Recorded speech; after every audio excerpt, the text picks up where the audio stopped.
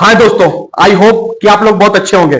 मैं देसी तेवर से गोविंद तिवारी आपका हार्दिक स्वागत और अभिनंदन करता हूं। इस समय यूपी कांस्टेबल भर्ती का माहौल चल रहा है। ये जो इस यूपी कांस्टेबल की भर्ती हो रही है, एग्जाम चल रहा है, वो 5 चरणों में हो रहा है।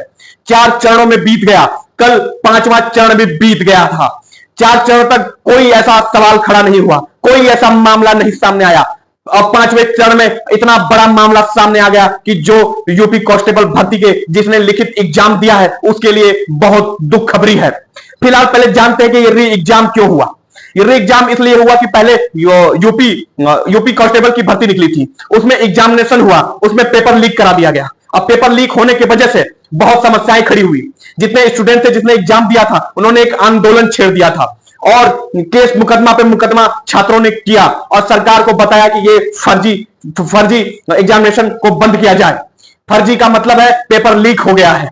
पेपर लीक होने का मतलब है कि जो जितने पैसे वाले छात्र हैं उनका यूपी कांस्टेबल में भर्ती होगा, और जो पढ़ लिख के आगे बढ़ना चाहते हैं, जिन्होंने पढ़ा है लिखा है और उनको यह पता है कि मैं इस भर्ती को मैं पास कर जाऊंगा, पर पेपर लीक की वजह से वो उनका सिलेक्शन नहीं हो पाता। इस वजह से छात्रों ने एक गुट बनाकर इसको सरकार पे धावा बोल दिया। इसी के साथ योगी सरकार ने तुरंत तेवर दिखाना स्टार्ट कर दिया और प्रशासन को टाइट किया और जितने नकल माफिया हैं, पेपर लीक माफिया हैं, उन पे अंकुश लगाने का पूरा जोड़ तोड़ इलाज किया। और फिर जब योगी सरकार को लगा कि अब परीक्षा हो सकता है, मैंने नकल माफियों को की गर्दन पकड़ ली है, ये लोग अब गलती नहीं करेंगे, तब जाके योगी सरकार ने फिर से इसकी री एग्जाम करवाया था और पेपर होना स्टार्ट हुआ। छात्रों में खुशियों का माहौल छलकने लगा कि अब फिर से एग्जाम होगा और अब इस बार ऐसी कोई स्थिति नहीं आएगी। और यहाँ पे 4 चरण का एग्जाम हो गया था। 5वां चरण में एक बहुत बड़ा मामला सामने आया। यूपी में बदायूं, वाराणसी, गाजीपुर, ऐसे 4-5 डिस्ट्रिक्ट में जहां पे सेंटर गया हुआ था यूपी पुलिस कांस्टेबल का, वहां पे कुछ झोल दिखाई दिया। वहां पे कुछ अवैध जो लड़के थे कुछ वहां पे जाना आना कर रहे थे, सिस्टम का कुछ गोल कर रहे थे प्रशासन के देख रेख में, जो कि प्रशासन इतना टाइट था कि उस जहां पे परीक्षा हो रही थी वहां पे बिना आईडी के, बिना एडमिट कार्ड के कोई ना घुस सकता था, ना कोई आ सकता था। उसके बावजूद भी वहां पे अज्ञात लोग दिखाई दिए। अज्ञात लोग दिखाने के बाद बहुत सारे ऐसे छात्र उसमें बैठे थे जिसने एक क्वेश्चन भी हल नहीं किया। वो सिर्फ 2, 2.5, 3 घंटे बैठे रहे और उनमें बहुत सारे ऐसे छात्र जो अपना पूरा परिश्रम लगन लगा के उस पेपर को हल किया। तो कुछ बहुत सारे टीचरों को शक हुआ कि ऐसा मामला क्या है कि ये बहुत सारे छात्र बैठे हुए हैं, एक क्वेश्चन भी हल नहीं किया और स्कूल के बाहर अज्ञात युवक दिखाई दे रहे थे। कुछ मामला संगीन समझ में आ रहा था, तो वहां का एक छात्र ने तुरंत पुलिस प्रशासन को फोन किया। अब पुलिस प्रशासन ने तुरंत कार्रवाई करने के लिए एसपी एसओ उस एरिया के जितने पदाधिकारी हैं वहां पे पहुंचे। अब पहुंचने के बाद मामला को देखा परखा, उस पर जांच बैठाई गई और उसको अभी दबा दिया गया, क्योंकि अगर ये मामला उछल जाता तो बड़ा भारी नुकसान हो जाता।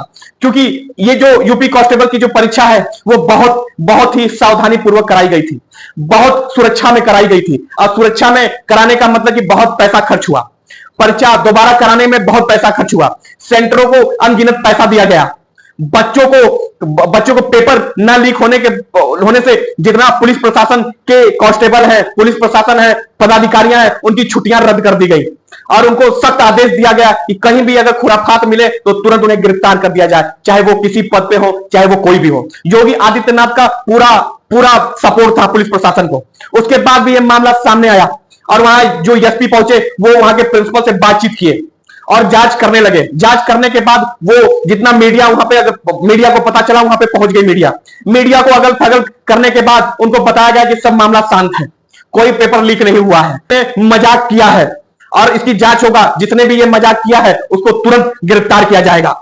इसको देखने के बाद मीडिया वालों को ये चीज पची नहीं, हजम नहीं हुआ और इसकी जांच करने के बेतौर उन्होंने बहुत कोशिश किया, पर एसपी ने पूरा सुरक्षा तैनात करके मीडिया वालों को अंदर जाने नहीं दिया।